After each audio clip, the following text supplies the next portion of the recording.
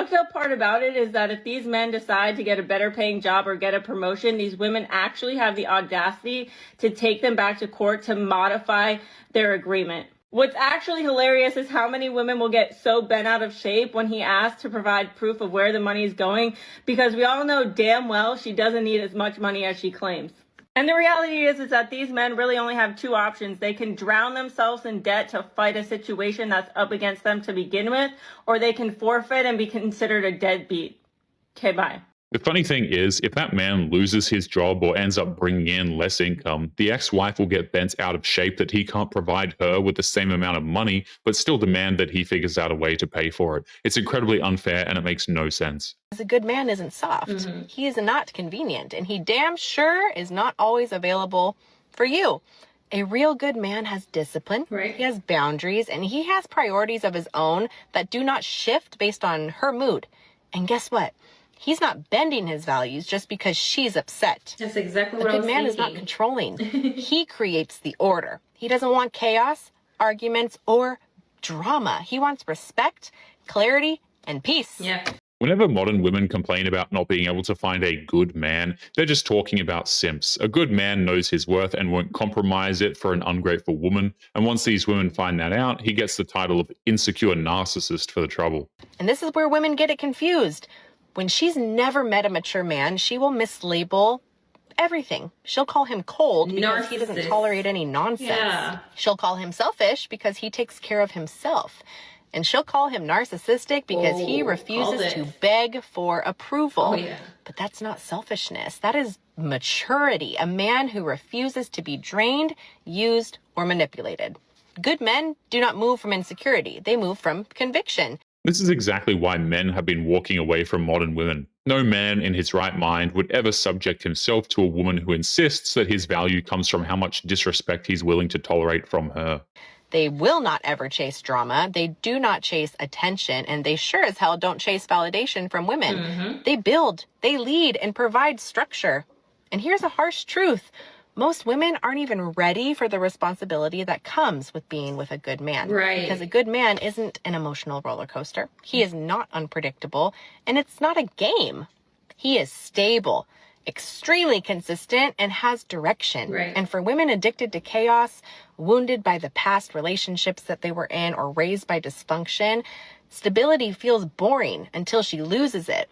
This is why modern women demand their men to lead the relationship just so long as she's allowed to control the man. That way they can blame the man when she ultimately destroys everything, and she can continue to be a victim of her own stupidity. A good man requires partnership. He requires respect and requires a woman who is emotionally regulated, not reckless with her emotions. That's why so many men get mislabeled. It's why mature men get misunderstood.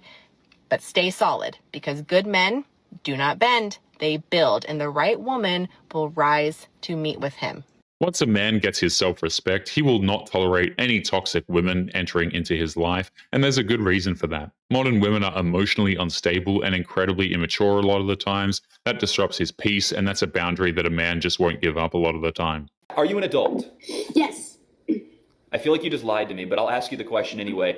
Why do we give women the right to vote? Why do we give... Okay, well, first off, nobody on this earth would be alive if it weren't for women. So basically nobody would be able to vote. Well, the same is true for men. The same would be true for men. No, men wouldn't happen if there was no women. So if there were no men, how would babies get made? Modern women love to disregard this idea that in order to have a baby, you need a man to make it happen. They want to take credit for creating life, but refuse to admit that it's a 50-50 effort that does require men. And these women also believe that they should be able to vote at the same time. Ridiculous. It takes two people to make a baby. It takes a man and a woman. So if there weren't men, there wouldn't be people either. But anyway, the question was, why should women be allowed to vote? That was the question. Because women should be equal to men. They should have the same jobs. They should be treated the same. And just because they look different and act different and have different parts doesn't mean you should be treated different. Why? What do you mean, why? Because we're all human beings? Yeah, but so is a 2-year-old. Yeah. So a human being isn't enough to be able to vote. It's not a qualifier. Modern women try to use the equality argument when it comes to voting, but when they bring it up, they use it as an excuse to talk smack about men for being oppressors, despite the fact that those very same women have never known true oppression from men at all. Right? So like what are the legitimate qualifiers? Because right now it's be a man or a woman, be a citizen, don't be a felon in some cases, and be 18. That's basically it. Yeah, so the women do have the right to vote. I understand that they have. I'm asking why ought they? Why is it morally good, let's say? Because we should all have the same rights. Right, but why? Because we're all human. Well, you've said that already, and that's already not an adequate qualifier. Why beyond just being human? Because murderers and rapists and babies are all human, and they can't vote. They'll never be able to explain why it's so important. They just want to use the right to vote as an example of how women have been oppressed by men, even though it hasn't been an issue for well over a century. So yeah, but that's not, like, if I was president, I would let anybody vote as long as they're over 18. Okay. But why? Because I believe that we should treat everybody the same. Of course you don't believe that. I believe that. You think we should treat everybody the same? Yes, I do. So you think I should treat a 2-year-old girl the same as a 40-year-old man?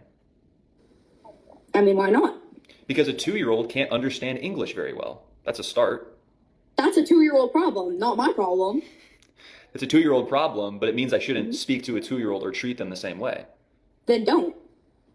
Well, I don't. This is common sense, bro. How do you not know this? You're telling me it's common sense, but you just said you should treat everyone the same. That's what you said. Yeah, and if you don't want to treat somebody the same, then don't treat somebody the same. This is actually the worst one all night, and I've been threatened by physical violence. This is really bad. This is bad. I don't even know where to go from here. Thank you so much. I bet you support Trump. I think that's what it is.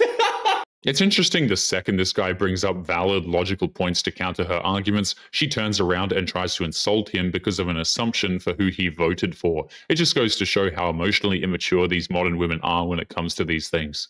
But anyway, guys, we are going to be leaving today's episode there. Don't forget to subscribe on your way out. Click this video that's up on the screen now if you want to see more. Take care of yourselves, and I will see you all in the next one. Peace.